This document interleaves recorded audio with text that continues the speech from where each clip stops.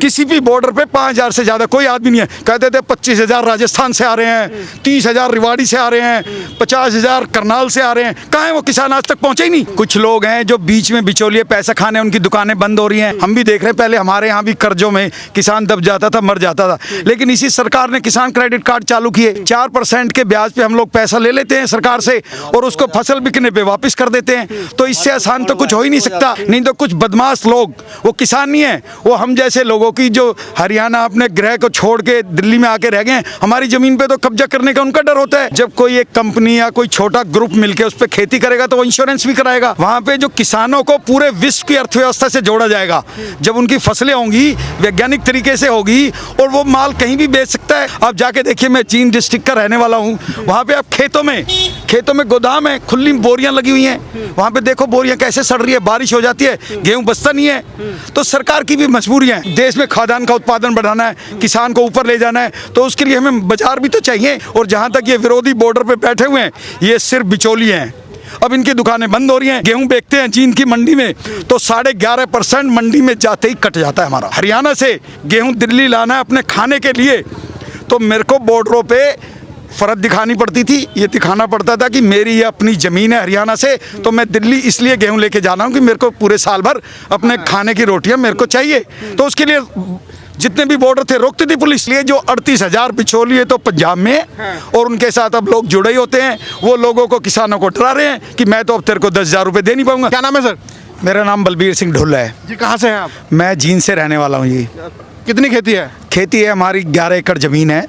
तो हम लोग यहाँ दिल्ली में रहते हैं, यहीं पे पढ़ाई वढ़ाई की है, लेकिन हमारी ज़मीन जो मूलतः रूप से हम जींद के रहने वाले हैं। कौन करता है उस खेती को? देखिए, हम भी जाते हैं, कुछ हम वहाँ पे किसानों को दिए हैं, कुछ हमारे परिवार के लोग हैं, तो वो सब लोग हम मिलके वहाँ पे खेती करते हैं। तो ऐसा तो नहीं आपकी ज़मीन पे वो लोग कब्जा कर लें? नहीं नहीं नहीं नहीं, देखिए पहले से ये बटाई की व्यवस्था चल रही है, हम लोग वहाँ बटाई पे दे देते हैं। तो जब साल के आखिर में वो लोग उसके बटाई का जो ज़मीन जितना खेती में पैदा होता है उसका आधा हमारा होता है, आधा जो किसान कर रहे हैं उनका होता है। अगर नरेंद्र मोदी जी बिल के माध्यम से अगर यही कहते हैं कि आपकी खेती को कॉन्ट्रैक्ट पे अगर दिया जाता है तो उसका विरोध करते हैं, कहते हैं कि अडानी और अंबानी को किसानों के हाथ बेच दिया जा रहा है। नहीं, देखिए समस्या क्या है, ये जहाँ तक ये विरोध की बात है तो कुछ गिने चुने बिचौलिए हैं, कुछ लोग हैं जो बीच में बिचौलिए पैसा खाने, उनकी दुकानें बंद हो रही हैं। जहाँ तक किसानों की बात है, देखिए छोटी छोटी ज़मीन अगर इकट्ठी हो जाए तो उसमें साइंटिफिक तरीके से खेती की जा सकती है। जब खेती साइंटिफिक तरीके से होगी तो लोगों की इनकम अपने आप बढ़ जाएगी। जहाँ भी 30 मन 40 मन गेहूँ होता है, अगर वहीं पर 60 मन होने लगेगा तो अपने आप बढ़ जाएगी। लोग अन्य प्रकार की खेतियों पर जाएंगे, कुछ लोग वहाँ पर फ्रूट्स का उत्पादन करेंगे, नींबू का उत्पादन करेंगे। देखिए सरकार तो बड़ा अच्छा कर रही है। अब हमारे वहाँ गांव में किसानों ने हेल्थ कार्ड बना लिए हैं अपनी ज़मीन के, तो किसान चेक कराता है अपनी ज़मीन को, वो देखता है यहाँ पे कितनी पानी की ज़रूरत है, वो देखता है यहाँ पे कौन सी फसल अच्छी हो सकती है। तो ये तो बहुत अच्छा काम हो रहा है। और जहाँ तक मंडियों की बात है, मंडियों में जितना ये मंडियाँ तो फिर भी रहेगी, हमें समझ नहीं आ रहा है। मेरे को कोई अपनी फसल को कहीं और भेजना है, मेरे को 22 रुपये किलो मिल रहा है गेहूं की प्राइस, तो मैं 19.5 क्यों बेचूंगा? और मैंने तो ऐसे देखा है, बहुत से व्यापारी तो कहते हैं कि आप हमारे यहाँ पे वो भिजवा दो। जब जैसे सरकार, जैसे अभी मोदी जी ने कहा कि छोटे छोटे भंडारण की व्यवस्था होगी गाँवों के पास, अगर ये हो जाता है तो किसानों की जो स्थिति है देश में, अब आप देख रहे हैं पिछले 4-5 सालों से कोई किसान ऐसे नहीं मर रहे। हम भी देख रहे हैं, पहले हमारे यहाँ भी कर्जों में किसान दब जाता था, मर जाता था, लेकिन इसी सरकार ने किसान क्रेडिट कार्ड चालू किए। 4% के ब्याज पे हम लोग पैसा ले लेते हैं सरकार से और उसको फसल बिकने पे वापस कर देते हैं। तो इससे आसान तो कुछ हो ही नहीं सकता। अब यही जो हम बटाई पे खेत देते हैं हमारे लिए भी अच्छा है। जैसे हम बहुत सारे छोटे छोटे किसान जो हरियाणा छोड़ के, राजस्थान छोड़ के दिल्ली में आए हुए हैं, हम अपनी ज़मीन को लिखित रूप में किसान को दे सकते हैं। नहीं तो कुछ बदमाश लोग, वो किसान नहीं है, वो हम जैसे लोगों की जो हरियाणा अपने गृह को छोड़ के दिल्ली में आके रह गए, हमारी ज़मीन पे तो कब्जा करने का उनका डर होता है। अगर हमारे साथ ये लिखित में हो जाए तो हम लोग और अच्छी तरह से किसानों को वो ज़मीन, असली जो जिस किसान है जो खेत में काम करता है, उसके लिए तो बहुत अच्छा हो जाएगा।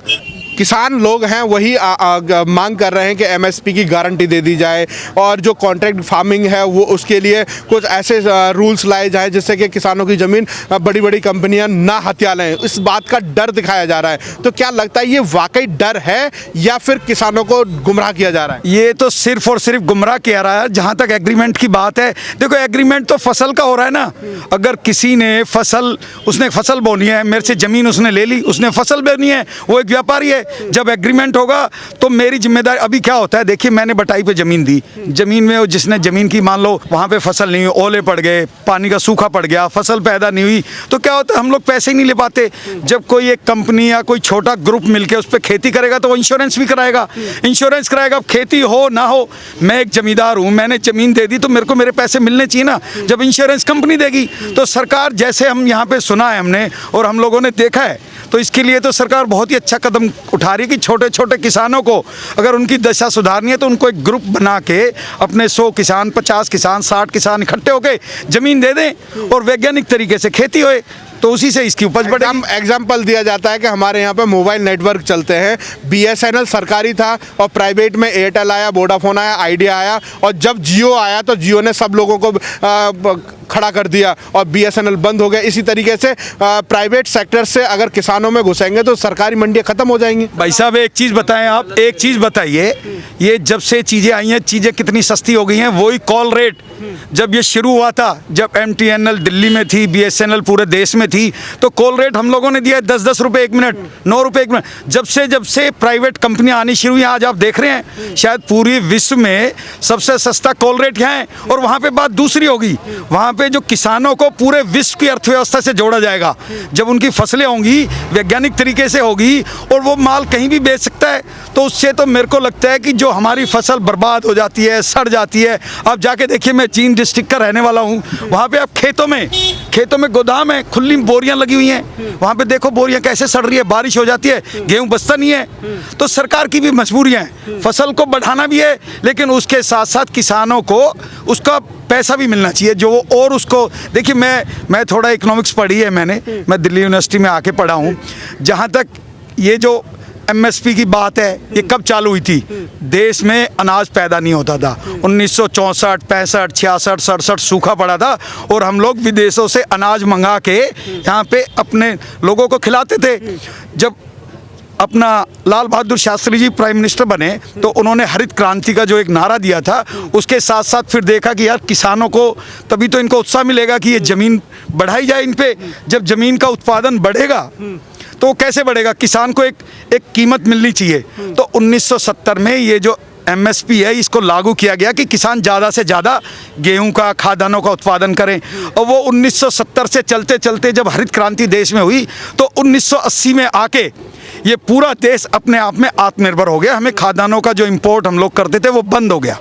उसके बाद से अभी MSP की व्यवस्था चलती आ रही है। अब इसको हमें मोदी सरकार ने एक ये प्रण लिया है कि हमें दोगुनी प्राइस देनी है। अब दोगुनी प्राइस के लिए तो आपको पूरा व्यापार क्षेत्र खोलना पड़ेगा ना। हम अपनी कंजम्पशन पूरी कर चुके हैं, अब देश में खाद्यान्न का उत्पादन बढ़ाना है, किसान को ऊपर ले जाना है, तो उसके लिए हमें बाजार भी तो चाहिए।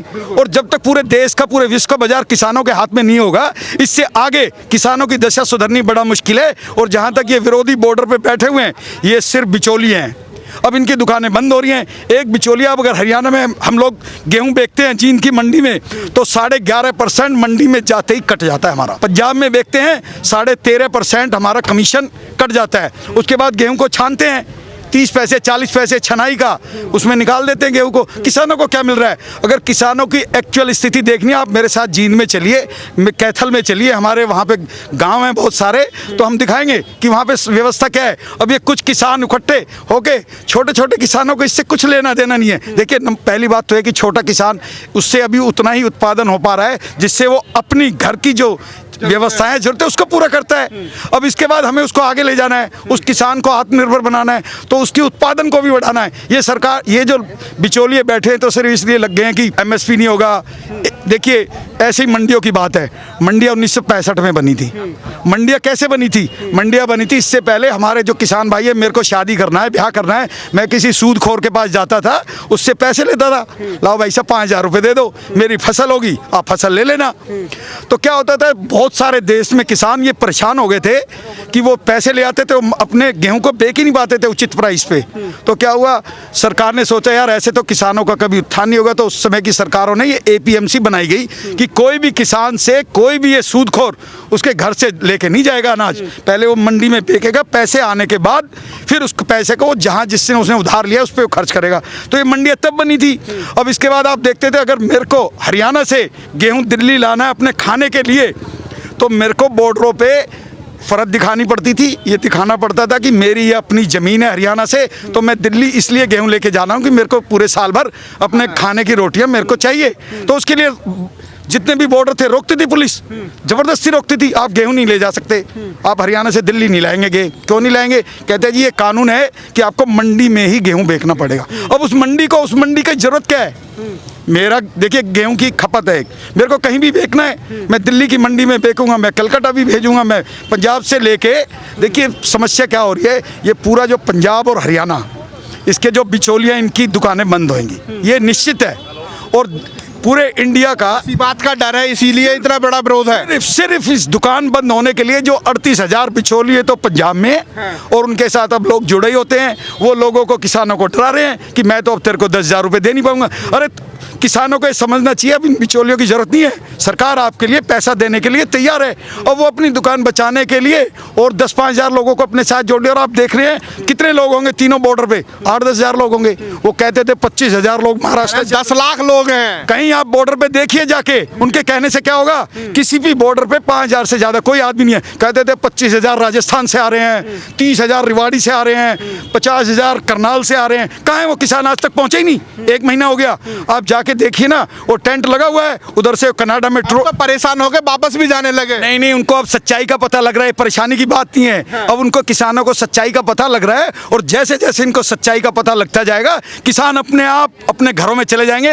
ये बिचौलिए जो 1,500 बिचौलिए बचेंगे, ये देखते हैं कितने दिन तक बैठे रहेंगे।